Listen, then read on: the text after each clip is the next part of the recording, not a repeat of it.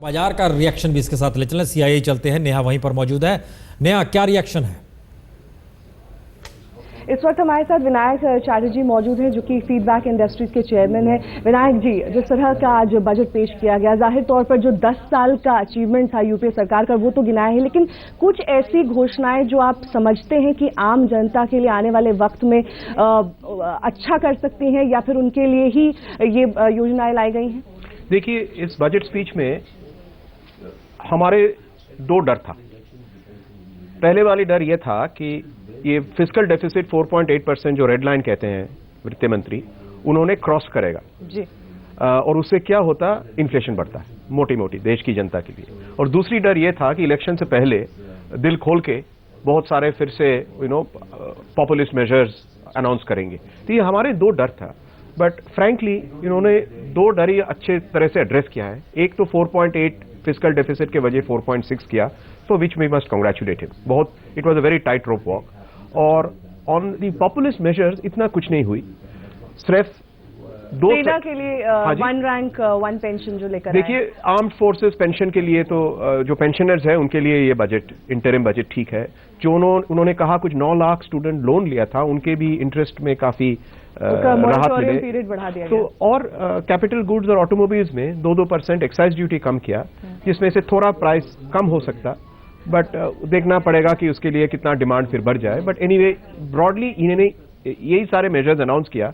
और पहले स्पीच के पहले पार्ट तो मतलब 10 साल की रिपोर्ट कार्ड पेश की, और लेटर पार्ट स्पीच के दूसरी भाग में उन्होंने 10 पॉइंट की एजेंडा बनाए जो देश के लिए ठीक रहेगा, whoever comes to power।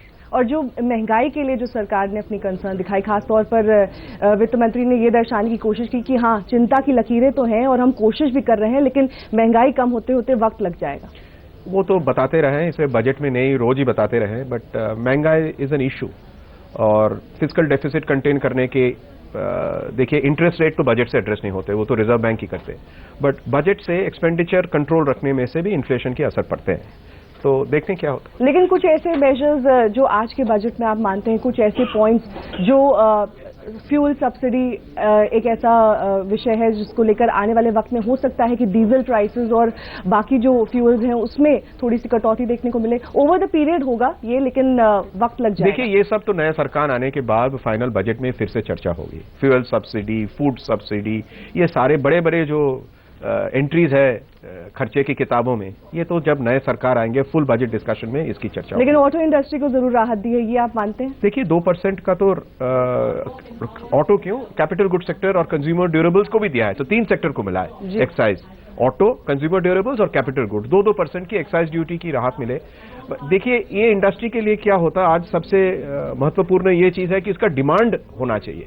लेकिन डिमांड नहीं है और एक्साइज ड्यूटी कम किया तो कितना असर पड़ेगा, ये आगे आने वाले हफ्ते और महीने में पता चलेगा कि इसमें सच्ची असर पड़े या नहीं। लेकिन अगर की फीचर्स जो अगर आपके हिसाब से आज के जिसमें आप वित्त मंत्री पी चिदम्बरम को अगर 10 में से नंबर देने हो, तो कितने नंबर देंगे? नंबर तो नहीं देंगे, बट मैं कहूंगा कि एक पेनल्टीमेट स्पीच है। 10 साल की एक रिपोर्ट कार्ड उन्होंने पेश की, दैट वाज वेल डन। और 10 पॉइंट की एक गोइंग फॉरवर्ड एजेंडा भी पेश की, और फिस्कल डेफिसिट कंट्रोल में रखी 4.6 में। इन तीनों चीजों में मैं उनको बधाई देंगे। चलिए, बहुत बहुत शुक्रिया हमारे साथ बातचीत करने के लिए। जी प्रसून, थैंक यू।